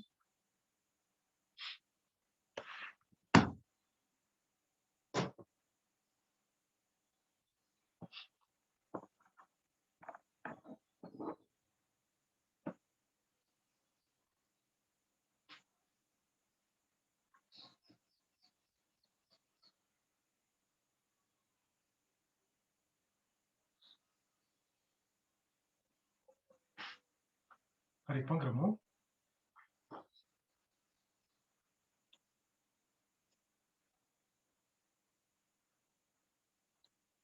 හරි. මම හිතනවා දැනගන්න නැති කියලා ඔයාලා වේගය ඇති කියලා හිතනවා. නැත්නම් ටියුට් එකේ මේ සම්බන්ධව වැඩි විස්තරාත්මකව තියෙනවා ඈ. ඒ නිසා ඔයගොල්ලෝ මේක දැනගන්න හැබැයි ඒක තිබ්බා කියලා ඒකේ තියෙන නැතිව අපි උගන්වනවා. ටියුට් වල තියෙනවම නෙවෙයි ඊට වඩා එහාගේ ඒවා උගන්වනවා තියෙන්නේ. සමහරවිට උගන්වන්නට අමතරව කියවීම සඳහා ටියුට් වල කියන ඒවා උගන්වන්නේ සමහරවිට. එහෙනම් දෙකත් මේවා ඊගොඩ ගත්තාම දැන් මේ එක දැන් දත්ත සංවේදනයේ මූලික සංරචක තුනයිනේ. ප්‍රභවය සෝස් එක මාධ්‍ය මීඩියා එක ග්‍රාහකයා ඩෙස්ටිනේෂන් ප්‍රභවය මාධ්‍ය ග්‍රාහකයා ඩෙස්ටිනේෂන් ප්‍රභවය මාධ්‍ය ග්‍රාහකයා ප්‍රභවය කියන්නේ මොකක්ද කියලා වාක්‍යකින් දෙකකින් ලියන්න. ප්‍රභවය සෝස් එක ප්‍රභවය සම්ප්‍රේෂණය කරන පුද්ගලයා හෝ උපකරණයට අපි කියනවා දත්ත සංවේදනයේදී ප්‍රභවය කියලා සෝස් එක කියලා. කියන්න මෙහෙම පණිවිඩය හෝ දත්ත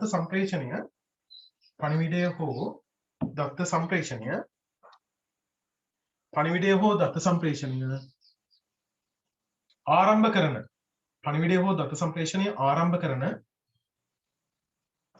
උපකරණය හෝ පුද්ගලයා සමහර පුද්ගලයෙක් වෙන්න පුළුවන් මෙතන සමස්තයක් කතා කරන්නේ. උපකරණය හෝ පුද්ගලයා ප්‍රභවය වේ. උපකරණය හෝ පුද්ගලයා ප්‍රභවය වේ. උපකරණය හෝ පුද්ගලයා ප්‍රභවය වේ. උපකරණය හෝ පුද්ගලයා ප්‍රභවය වේ.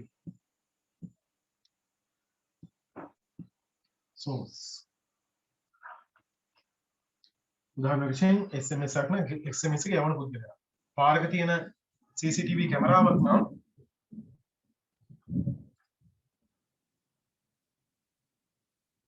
පාරක තියෙන CCTV කැමරාවක් නම් ඒ කියන්නේ කැමරාව තමයි එතන ප්‍රභවය වෙන්නේ.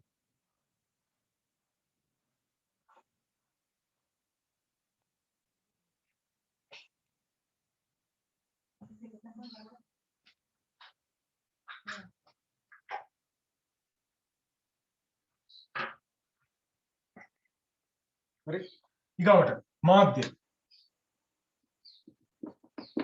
අපි මාධ්‍ය ගැන වෙනම කතා කරන්න තියෙනවා ඉස්සරහට වයර් කේබල්ස් ගැන එහෙම දත්ත සම්ප්‍රේෂණ මාධ්‍ය. ඒ කියන්නේ ප්‍රභවයේ සිට ගමනාන්තය දක්වා දත්ත ගෙනියන මාධ්‍ය. තමයි මෙතන අපි මාධ්‍ය මීඩියා එක කියලා කියන්නේ. ලියන්න මෙහෙම ප්‍රභවයේ සිට ග්‍රාහකයා වෙත මාධ්‍ය ගැන මීඩියා ගැන දත්ත සම්ප්‍රේෂණ මාධ්‍ය ගැන ප්‍රභවයේ සිට ග්‍රාහකයා වෙත දත්ත සම්ප්‍රේෂණය කරන මාධ්‍ය වේ. නැත්නම් දත්ත හුමාරු වන මාධ්‍ය වේ. ප්‍රභවයේ සිට ග්‍රාහකයා වෙත දත්ත හුමාරු වන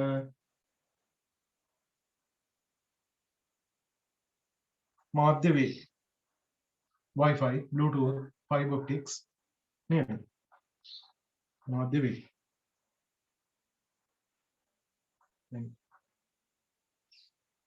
ප්‍රභවයේ සිට ග්‍රාහකයා වෙත දත්ත හුමාරු වන මාධ්‍ය වේ. මේ මාධ්‍යයන්ගේ ගුණාංග ගැන අපි ඉස්සරහට කතා කරනවා. මේ එකක්වත් වැඩි විභාගෙදී තීරණාත්මක සාධක නෙවෙයි නේ. මේ හරිය මුලින් පොඩි දේවල් විභාගෙට මේ හරිය ගහන්නේ නැහැ. මොකද අපි ලියාගන්න බෑ. මේ හරිය අහන්නේ නැහැ. කෙලින්ම අහන්නේ කෙලින්ම subnetting IP address OSI 7 layers protocols network devices ඒව ක්‍රියාකාරීත්වය වැදගත්කම network security අන්නේ හරිය තමයි අපි වැඩිපුර අහන්නේ. නමුත් අපි අර දැන් යන කලින් මූලික network සම්බන්ධ මූලික දැනුම ටික කියන්නේ structure foundation එක network සම්බන්ධ ගොඩනගා ගන්න ඉන්න බෑ. ඒකයි මේ අපි මූලිකාංග ජාලකරණය සම්බන්ධ මූලික සිද්ධාන්ත ටික කතා කරගෙන යන්නේ.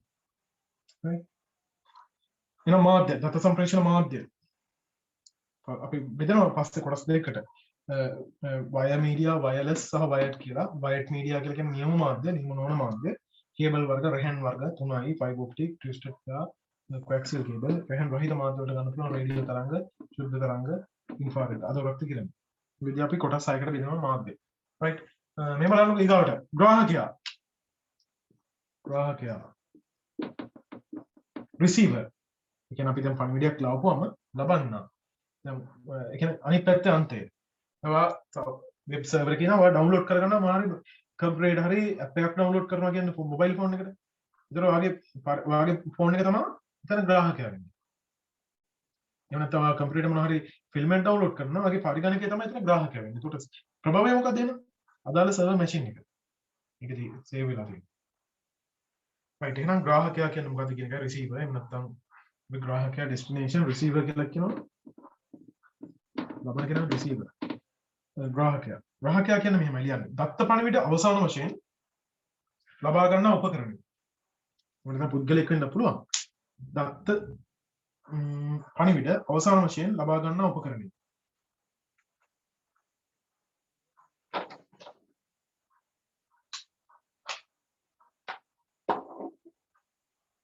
දත්ත පණිවිඩ අවසාන වශයෙන් ලබා ගන්නා උපකරණය. අපි ඒකට කියනවා ග්‍රාහකයා කියලා. දත්ත පණිවිඩ අවසාන වශයෙන් ලබා ගන්නා උපකරණය.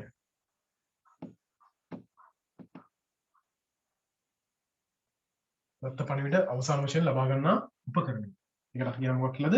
ග්‍රාහකයා. දත්ත පණිවිඩ අවසාන වශයෙන් ලබා ගන්නා උපකරණය.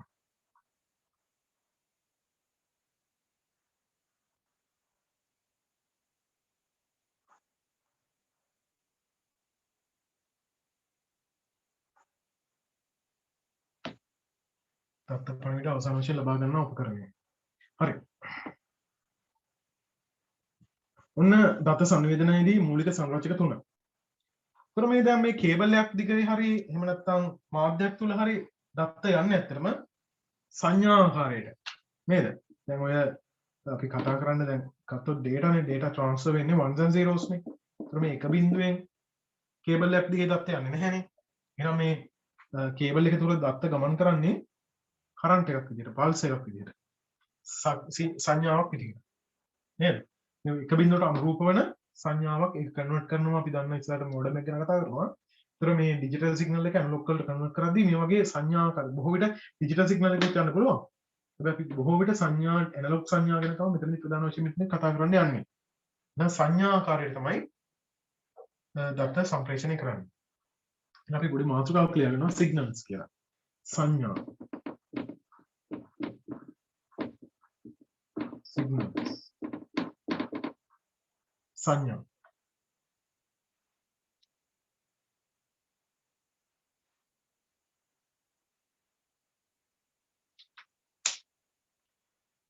තර මේක එක්තරා විදිහේ කරන්ට් එකක් නේ සංඥාවක් කියලා කියන්නේ වෝල්ටේජ් එකක්. ඒ කියන්නේ වෝල්ටේජ් එකක් පල්ස් එකක් විදිහට යන්නේ. right අපි මේක ගැන කතා කරමු. යන්න මෙහෙම එක් ස්ථානයක සිට තවත් ස්ථානයකට එක් ස්ථානයක සිට තවත් ස්ථානයකට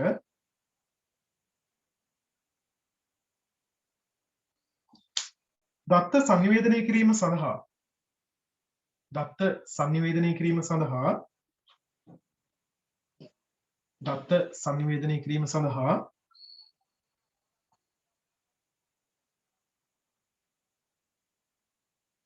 භාවිතා කරන ඉලෙක්ට්‍රොනික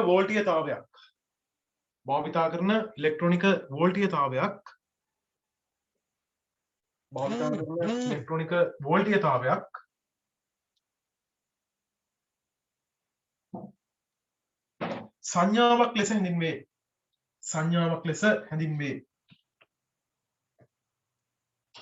සංඥාවක් ලෙස හැඳින්වේ. සංඥාකාර දෙකක් තියෙනවා මේ සංඥාවක් ලෙස හැඳින්වේ. අපිට ඩිජිටල් සිග්නල් නැත්නම් ඇනලොග් කියලා අපි සංඥාකාර දෙකයි ප්‍රතිසම දැන් මම කටහඬ එන්නවට ප්‍රතිසම ඇනලොග් උෂ්ණත්වය ආලෝකය ශබ්දය මෙන්න මේකම අපිට ඇනලොග් සිග්නල් එකක් විදිහට තමයි එන්නේ. ප්‍රතිසම analog signal බලන්න analog signal එකක් මේ වගේ එකකට අපි කියන analog signal එකක් කියලා. අනිත් එක තමයි digital අංකිත සංඥා. අනිත් සංඥාකාරී තමයි අංකිත සංඥා. මෙන්න digital signal එක මේ බලන්න. මෙන්න මේකට අපි කියන digital signal එක දෙවෙනි එක උඩ එක analog signal එක digital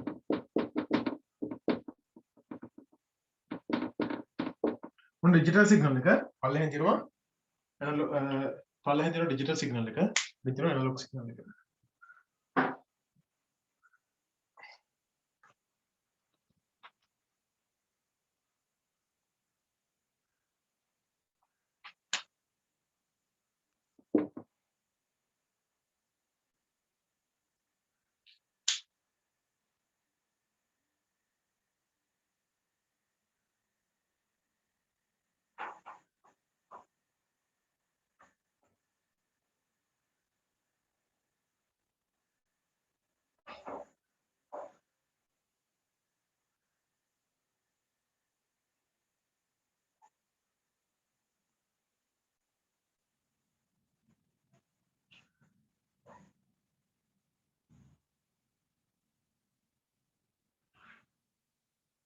හරි මේ දෙක ඉක්මනට අඳගන්න.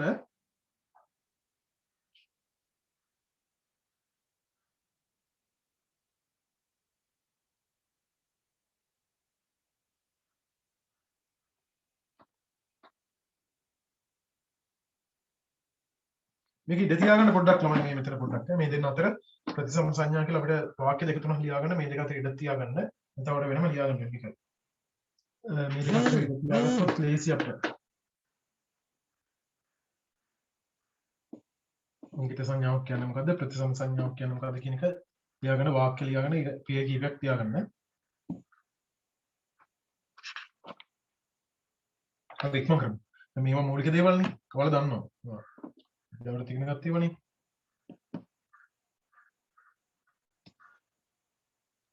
දැන් මේ ඇනලොග් සිග්නල් එකක් ගත්තාම මේ බලන්නකෝ 1 0.9 0.8 0.7 මේ අඛණ්ඩ සංඥාවක් විදිහට යන්නේ 0.1 0.2 හැබැයි මේක බලන්න එකපාරට කැඩෙනවා එක බිඳුවේ කැඩි කැඩි එන වියුක්ත සංඥාවක් නේද? right. එහෙනම් ප්‍රතිසම සංඥාවක් කියන එක අපි දන්නවා ලියන්න මෙහෙම ශක්ති මට්ටම ක්‍රමයෙන් වෙනස් වෙමින්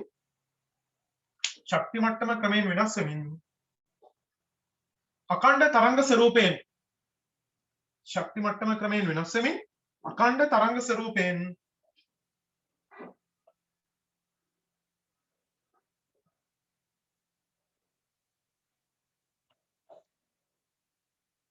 අඛණ්ඩ තරංග ස්වරූපයෙන් යුක්ත විද්‍යුත් චුම්බක තරංග වේ. විද්‍යුත් චුම්බක තරංග වේ. විද්‍යුත් චුම්බක තරංග වේ. විද්‍යුත් චුම්බක තරංග වේ. මොන ඇනලොග් සිග්නල් එක මේකට අපි කිව්වේ පරිගණකය නිකුත් කරන්න නිසා කියවන්න ඩිජිටල් සිග්නල් අංකිත සංඥා නේද? පරිගණකය කියවන්න නිසා නිකුත් කරන්නේ අංකිත සංඥා.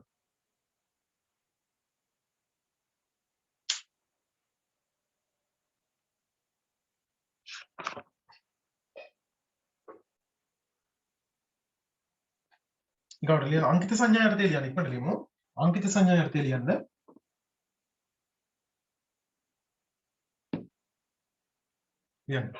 එකිනෙකට වෙනස් ශක්ති මට්ටම් දෙකකට අයත්ව එකිනෙකට වෙනස් ශක්ති මට්ටම් දෙකකට අයත්ව එකිනෙකට වෙනස් ශක්ති මට්ටම් දෙකකින් අයත්ව නිර්වචනයම කඩපාඩම් කරන්න එකිනෙකට අවශ්‍ය ශක්ති මට්ටම් දෙකකින් යුක්තව එකිනෙකට වෙනස් ශක්ති මට්ටම් දෙකකින් යුක්තව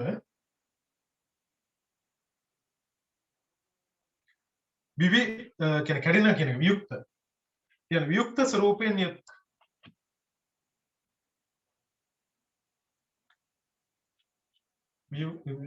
වියුක්ත ස්වරූපයෙන් යුක්ත සංඥා විශේෂයකි. වියුක්ත ස්වරූපයෙන් යුක්ත සංඥා විශේෂයකි.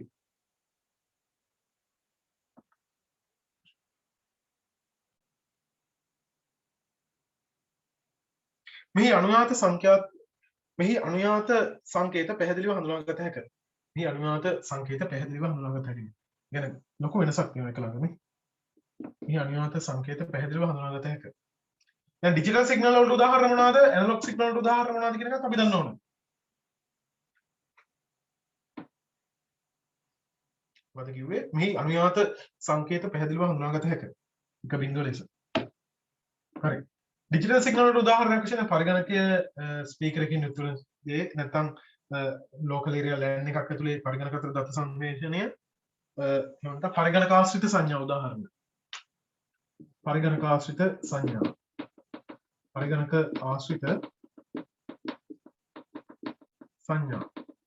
දැන් මේකට ගන්න පුළුවන් උඩේ වටන ඕන තරම් නේ ඇනලොග් නම් ඕන තරම් ශක්තිය, ශක්තිය, ආලෝකය මේ සියල්ල ඇනලොග් සිග්නල් එක විදිහට තමයි යන්නේ. right. මෙතන සිට ඔබ කතා කරන්නේ ඔයාලා දන්න දේවල් ටිකක්. මේ ටික අඳගත්තා මේ ටික හරිනේ මේ ටික මම හිතන්නේ ඉච්චර වෙලාවක් නේ ඒක ඉරන්නේ අඳින්න තියෙන්නේ. සංඥාවක ගුණාංග ගැනයි කතා කරන්න යන්නේ. සංඥාවක ප්‍රධාන ගුණාංග ටික. ඒකටදී අපිට ඩිජිටල් එකකින් මේ දේ පැහැදිලි කරන්න අමාරුයි. ඒ නිසා මේ සඳහා අපි භාවිතා කරන්නේ ඇනලොග් සිග්නල් එකක්. සංඥාවක ගුණාංග.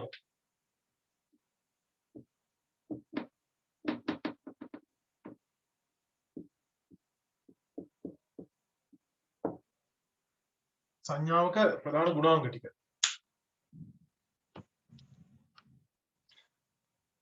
දැන් අපි දත්ත සම්ප්‍රේෂණයේදී මෙන්න මේ සංඥාවක ගුණාංග භාවිතා කරලා අපි දත්ත සම්ප්‍රේෂණය කරනවා. නම් මොනවද මේ ඔයාලා මේ විදිහට දන්නවා. සංඥාව ගුණාංග අපි මේ බලන්න මේක අදිදිත් මතක් වෙන්නේ අඩු ගානේ. දැන් මේ ඉගෙනගෙන වැඩි කාලයක් නැහැ නේ. අනිවාර්යයෙන් අපි ඉගෙන ගන්නවා. ඉගෙන ගන්න ළමයි ඉන්නවනේ හැමෝම. හරි. සංඥාවක ප්‍රධාන ලක්ෂණ තුනක් උපයෝගී කරන දත්ත සම්ප්‍රේෂණ. හැබැයි අපි සියලුම ගුණාංග මෙතනදී ඔයාලගෙන් අහනවා. දැන් අපි සංඥා ගුණාංකයේදී ඇනලොග් සිග්නල් එකක් ගන්න ඇයි කියලා කෙනෙක් අහන්න පුළුවන්. ඩිජිටල් එකට වඩා ඒක පැහැදිලි කරන්න ලේසි. හරි මට කියන්නකෝ සංඥාවක ගුණාංග කීපයක් බලන්න. මට කියන්න බලන්න අයෝමි. සංඥාව ගුණාංගයක් බලන්න මේක දිහා බලලා කියන්න මතක් වෙනවනේ මේක දිහා බලුව ගමන් මතක් වෙනවා. මොකද්ද සංඥාව ගුණාංගයක්? සංඥා ගුණාංගයක්. මතක නැද්ද? එහෙම මතක නැහැ කියන්නේ වෙන බැරි දෙයක් මේ ලෝකේ. ඕලෙවල් සයන්ස් වලත් තියෙනවා. මොනවා සංඥා ගුණාංගයක්? මේවල මේ උසට කියන්නේ මොකද්ද? මොකද්ද කියන්නේ උසට? සංඥා උස. මේකට කියන නමක්. මොකද්ද කියන්නේ උසට? මේකට කියනවා විස්තාරය කියලා. විස්තාරය. ඇම්ප්ලිටියුඩ්. තව විස්තාරය. මොන එකක් මම එකක් ලියනවා. විස්තාරය. තව අපි එකලා ඉන්නවා බලන්න තව ළමෙක් කියන්න බලන්න තව ළමෙක් තව මොකද්ද තව ගුණාංගයක්? සංඥාවක තව ගුණාංගයක් මොකක්ද? තව එකක් තමයි දැන් ඔයගොල්ලෝ කියන්නේ කිව්වොත් වෙලා යනවානේ. කියන්නේ නැහැ. සමහර ගන්න හරි අමාරු වෙන්නේ. තව එකක් තමයි කලාව තරංගයේ ආරම්භ කෝණය. කිසියම් මොනක තරංගයේ කෝණය. දැන් තරංග ආයාමය කියන්නේ ලක්ෂණයක් නම් තමයි. නමුත් අපි ඒක සංප්‍රේෂණය කරද්දී දත්ත සංප්‍රේෂණ අපිට ඒක අදාළ වෙන්නේ නැහැ. නමුත් මෙහෙමත් අපි ලියනවා. තරංග ආයාමය. මේ ශීර්ෂ දෙකක් අතර තියෙන දුරට අපි කියනවා තරංග ආයාමය කියලා නේද? මොනවාම තරංග ආයාමය. ඊට පස්සේ ගත්තාම සංඥාවක තව වැදගත් ගුණාංගයක් තමයි කලාව පේස් එක. කලාව කියන්නේ තරංගයක යම්කිසි මොහොතක පිහිටන කෝණය. කලාව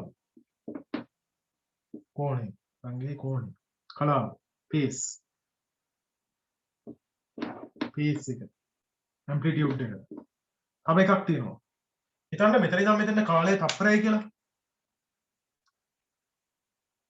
මෙන්න මෙතන ඉඳන් මෙතනද කාලය තප්පරය. තප්පරේ කාලයක් ගන්න කියලා ඉඳන් මෙතන ඉඳන් මෙතන. මෙතන ඉඳන් මෙතන තප්පරේ කාලයක් යනවා. මෙතන ඉඳන් මෙතන. එතකොට ඒ අතර කාලය තුල කම්පන වාර ගන්න සයිකල් කීයක් යනවද? මේ බලන්න. 1යි 2යි. හර්ට්ස් 2යි. 2 හර්ට්ස්. අන්න ඒකට අපි කියනවා සංඛ්‍යාතය. කිසියම් කාල ඒකකයක් තුල කම්පන වාර ගන්න තරංගයක. සංඛ්‍යාතය. එහෙනම් ෆ්‍රීකවන්සි එකක් තරංගයක ලක්ෂණයක්. සංඛ්‍යාතය. සංඛ්‍යාත මූර්ජනය, විස්තාර මූර්ජනය, සංඛ්‍යාත සීමාරුව, කලා සීමාරුව ඔය ගැන අපි මූර්ජනයේදී කතා කරනවා. සංඛ්‍යාතය. ෆ්‍රීකවන්සි.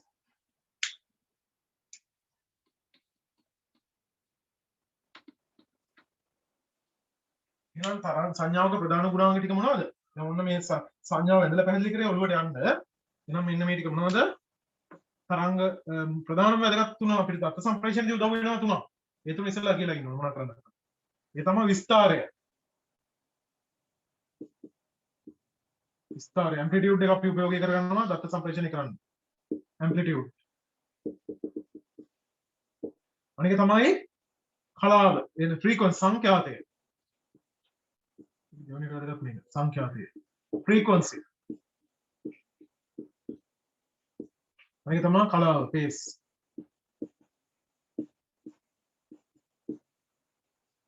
ඊට අමතරව තරංග ගුණාංග තියෙනවා. ඒ තරංග ආයාම යෝගේව.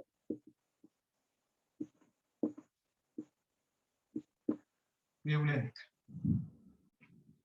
හරි. මෙන්න මේක ඇඳලා මේ ලක්ෂණ ටික ලියලා ගමු පල්ලෙහාට.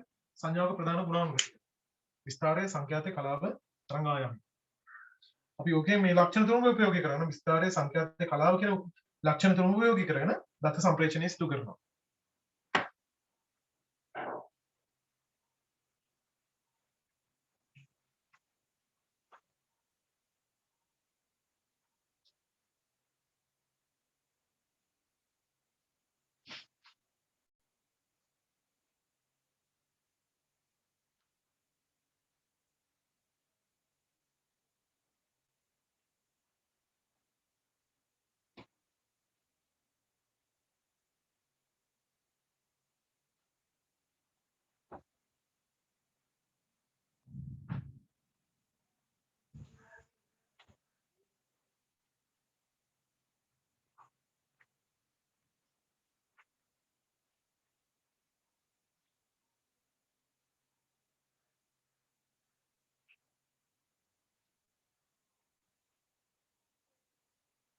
මට ලියා ගමු.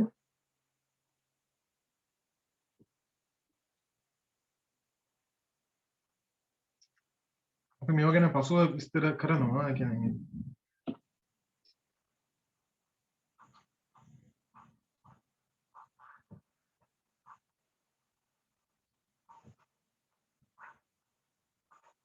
හරි ළමයි දැන් අද අපි අද දිනේ මම එක ෆොටෝ එකක් ගහලා දාන්නවා අද දැන් තියෙන අයව කාලගුණ තත්ත්වෙත් නිසා ඔයගොල්ලන්ට දැන් මෙහෙත් වහින්න ඉන්නේ අපි අද මෙතනින් නවත්තනවා මම මේක ෆොටෝ එකක් ගහලා ගෲප් එකට දාන්නම් ඔයාලා එතකන් නැති කියලා හිතනවා මේ ගැන ගන්න ඉච්ච වෙලාවක් නැහැ හරි එහෙනම් හැමෝටම සුබ දවසක් වැඩ කරන්න හොඳට පාඩම් කරන්න මේ කාලය තුල පැන්ඩමික් සිටුේෂන් එකේදී කොහෙවත් යන්න නැහැ වෙන වැඩ කරන්නත් නැහැ හොඳට පාඩම් කරන්න කියන්නේ විශේෂයෙන්ම අපිත් එක්ක සම්බන්ධව දැන් CC කියලාමයි ඒගොල්ලෝට වැඩි කාලයක් නෑ තව මාස විතරක් වගේ කාලයක් නෙවෙයි අපිට පුළුවන් නේද ටිකක් දික් කරාට වලට ඒ කාලය ඒ අදාළ කාලය තුල තියෙයි කියලා හිතාන හරියටම වැඩ කරන්න ඕනේ දැන් ගිය පාර ළමයි දැම්ම රිසල්ට් ටික අනුව ඕගොල්ලන්ටත් ඒ වගේම මේක හොඳ ආදර්ශයක් නේද ශාවින්දා ඊගාවට අපේ කවුද අපේ මෙයා ඉන්නවා ජයින් ඉන්නවා මම දැක්කා කට්ටියම වෙලා ඉන්නවා නිකුන් ඉන්නවා නේද හරි චම්පිකලව සුනිමල්ලව ඉසුරුලාව අපේ ක්‍රිෂාන්ලව ආදර්ශයට අරගෙන ඔයගොල්ලෝ මේ වගේ රිසල්ට් එකක් දාන්න ස්කෝලෙත් වෙන්නේ හරි වැඩ කරොත් ඒ වගේ යන්න පුළුවන් නේ ඔයාලට රයිට් එහෙනම් මොඩම සුබ දවසක් ළමයි